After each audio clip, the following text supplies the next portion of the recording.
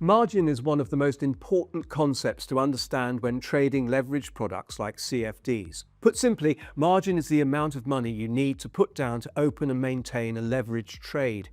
It is not the full value of the trade, it is only a percentage of the total position size. For example, let's say you want exposure to a market position worth £10,000. If the initial margin requirement is 10%, you would need £1,000 to open that trade.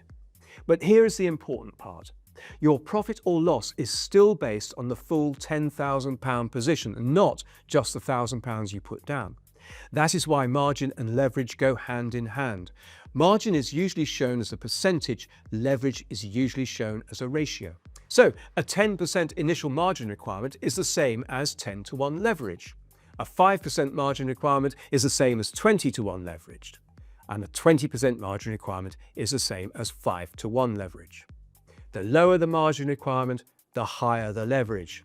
And the higher the leverage, the more sensitive your position becomes to market movements. This is where a lot of traders get caught out.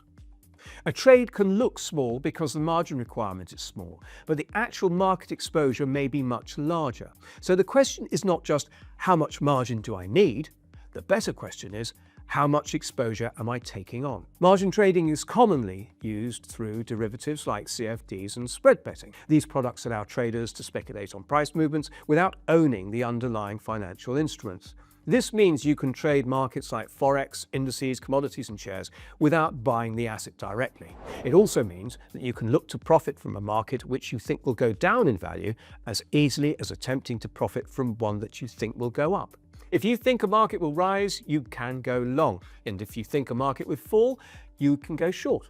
Let's look at a simple example. A trader opens a position worth £5,000 with a 10% margin requirement. They need £500 to open the trade. If the market moves in their favour by 2%, the position gains £100. But if the market moves against them by 2%, the position loses £100.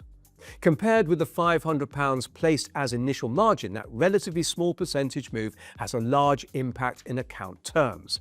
The initial margin requirement or deposit is not the maximum amount you can lose. It is simply the amount required to open the position. If the market moves sharply against you, losses can exceed your initial margin. Margin requirements can also vary. They can change depending on the market, the product, the position size, volatility, and the broker's margin settings. For example, a major stock index may have a different margin requirement from an individual share. A major forex pair may have a different margin requirement from a more volatile or less liquid market. Generally, the more volatile or less liquid a market is, the greater the initial margin requirement will be. This is because the risk of a sharp price movement is higher for volatile and illiquid markets. So, before opening a position, always check the margin requirement. It tells you how much capital is needed to open the trade, but it also helps you understand the level of exposure involved. You may also come across a few different types of margin. Initial margin is the amount required to open a position. This is sometimes called deposit margin. Free margin is the amount of available funds left in your account after open positions are taken into account. It can be used to open new trades or act as a buffer if existing trades move against you. Maintenance margin is the amount required to keep a position open. If the market moves against you and your account no longer has enough available funds to support your open positions, you may receive a margin call. A margin call is a warning that your account needs more funds to maintain the position. If the margin requirement is not met, the broker may close one or more open positions to reduce risk on the account. This is why margin should be considered before the trade is placed, not only when the market starts moving against you. Experienced traders do not just ask whether they can open a position, they ask whether the position still makes sense if the market moves against them.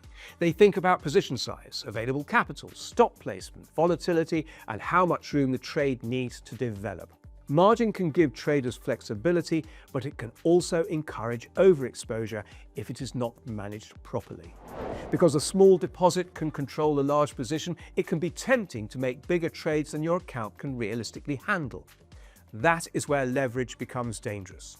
Just because you can open a larger position does not mean you should use up all the maximum exposure available. A disciplined trader treats margin as a tool, not a shortcut. The goal is not to use as much leverage as possible. The goal is to use an appropriate level of exposure for the trade, the market conditions, and your risk plan. This is especially important during volatile times. When prices are moving quickly, margin pressure can build quickly. A position that looked manageable in calm conditions may become much harder to hold when volatility rises. So, margin is the deposit needed to open and maintain a leverage trade, but the real focus should be the exposure behind it. Before placing a trade, know your position size, your margin requirement, your available funds, and the level of risk you are taking on. Margin can be useful when it is managed properly, but used carelessly, it can magnify losses quickly. That is why every trader should understand margin before trading with leverage. Thanks for watching. For more trading breakdowns, market insights, and platform guides, subscribe to the channel and turn on notifications.